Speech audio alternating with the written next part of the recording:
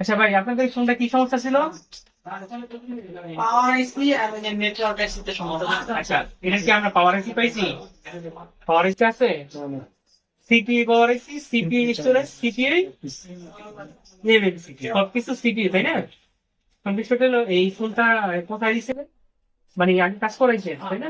কোথায় কাজ করাইছিলেন?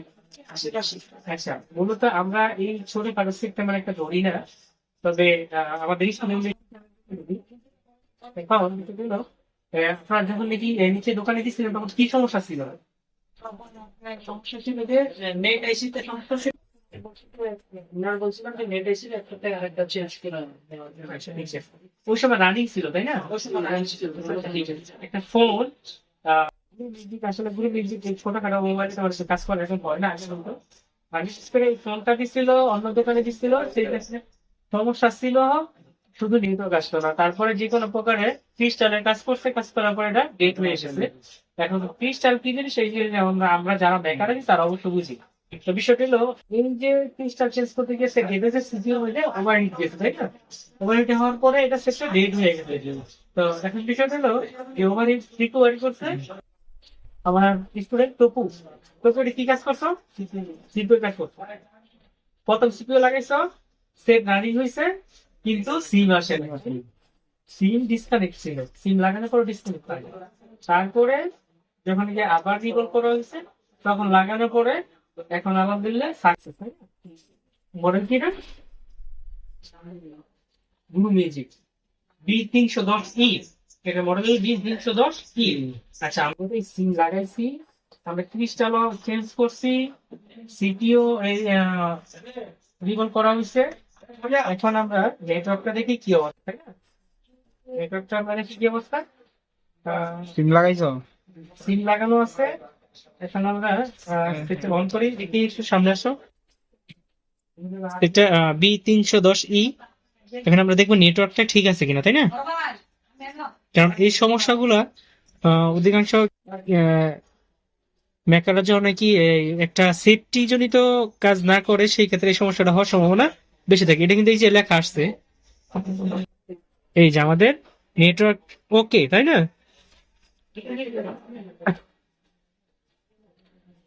নেটওয়ার্কটা আমাদের ওকে।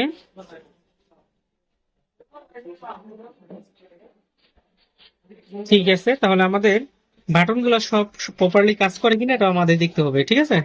কারণ বাটনের কাজও এভরিথিং সব কাজ কিন্তু হইতাছে এটা কই থেকে? সিপিইউ থেকে। এখন যদি আমার সিপিইউ ঠিক মতো না লাগে তাহলে কি কাজ হবে? হবে না। এখন আমাদের সবটাই ওকে আছে। এখন বিষয়টা হইলো এই, আমরা যে এটা ওকে আছে ঠিক আছে মানলাম, কিন্তু রানিং করার পরে সবকিছু বোঝা যাবে যে সম্পূর্ণ ওকে আছে কিনা। আর একটা জিনিস কাজ করতে গেলে প্রতিটা কাজের মধ্যে আগে সেফটি প্রয়োজন। বিশেষ করে সাধারণ সেখানে যদি একটা অ্যান্ড্রয়েড ফোন হইতো, একটা দামি ফোন হইতো, যদি ইন কেস কাজ করতে গিয়ে ডেট হইতো তাহলে কাস্টমার কি প্রক্রিয়া দেখাইতো? কাস্টমার কি বলতো যে ভাই আমার যেমন সেট আছে এরকম সেট দেন, আমি বন্ধ সেট নিব না। আমার সেটের দাম আছে 10 টাকা, বলবো আমার সেটের দাম আছে 30 টাকা। 3 গুণ হয়ে গেছে, তাই না? তো এই যে জিনিসগুলা আমরা প্রতিটা কাজ করতে গেলে অবশ্যই রিস্ক নিয়ে নেবো। আচ্ছা, আপনাদের কাছে বন্ধ যেটা আছে সেটা রিস্ক নেই, কারণ বন্ধই তো রাখছে। অবশ্যই আমরা যদি রানিং এ থাকতো তাহলে আমরা ডেট রিস্ক নিতাম। এটা আমরা ওই সময় বললেন এটা কাজ করতে গেলে রিস্ক আছে, কারণ টেস্টিং করা আছে। আরেকটা জিনিস হলো আমাদের সিটের মধ্যে লাইন থাকে, হ্যাঁ, অনেকগুলো লাইন মিসিং আছে। এই লাইনগুলো মিসিং থাকা সত্ত্বেও আমরা কাজ করছি, কেন করছি? কারণ এই যে লাইনগুলো, এই লাইনগুলো পজিটিভ লাইন কিনা, এলজি লাইন কিনা, এলসি লাইন কিনা, হ্যাঁ, ওইগুলো খেয়াল রাখতে হবে। যদি আমাদের এলসি লাইন হয় তাহলে এগুলা প্রয়োজন নাই, কারণ পজিটিভ লাইনগুলো দেখা যাচ্ছে বিভিন্ন সাইডেতে লেয়ার আসছে, তাই না? জীবনে লেয়ার দিয়ে ওই জায়গায় আসছে, হ্যাঁ, ওইগুলো খেয়াল রাখতে হবে যে পজিটিভ লাইনগুলো ডিসকানেক্ট হয়েছে, জিএডি লাইনগুলো ডিসকানেক্ট হয়েছে না এলসি লাইনগুলো ডিসকানেক্ট হয়েছে। সুতরাং এই লাইনগুলোকে আমরা প্রপারলি না কেয়ার করি তাহলে কি হবে? আমি যত পরিশ্রমই করি, যত কিছু করি, কোনো কাজ আসবে না, রাইট? এই সেটটা রানিং করার পরে কাস্টমারটা এখন খুশি, তাই না? তো রানিং করার পর তোমার কাছে কেমন মনে হইতেছে? মানে খুব আনন্দ লাগবে, তাই না?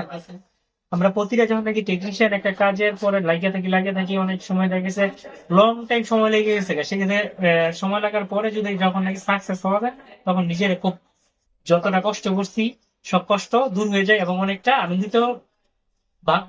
আনন্দিত লাগে তখন। তোর কাছে এখন কেমন লাগে? খুব ভালো লাগে। কেন? সেটা রানিং হয়ে যায়। আচ্ছা, একটা ফোন যখন অন্য দোকানে হিট করে দেয় তখন এই ফোনটা রিকভারি হয় তখন যে কোনো টেকনিশিয়ানের কাছে খুব আনন্দিত লাগবে এবং খুবই ভালো লাগবে। কেননা কারণ ফেরত সেট একটা রানিং করা খুবই ক্রিটিক্যাল এবং মাথার ব্রেন কোন জায়গায় কাজ করলে ভালো হবে কোন জায়গায় না করলে এই ব্রেনে অনেকটা প্রেশার পড়ে। সুতরাং এই প্রেশারের কারণে আমরা যখন সাকসেস হয়ে যাই তখন সব প্রেশার রিসেট হয়ে যায়, তখন আমাদের কাজ করতেও ভালো লাগে এবং কাজটা উঠার পরও আমার কাছে শান্তি লাগে। সুতরাং এখন তোর কাছে অনেকটা ভালো লাগছে, তাই না? ঠিক আছে, তাহলে তো আজকের মতো বিদায়।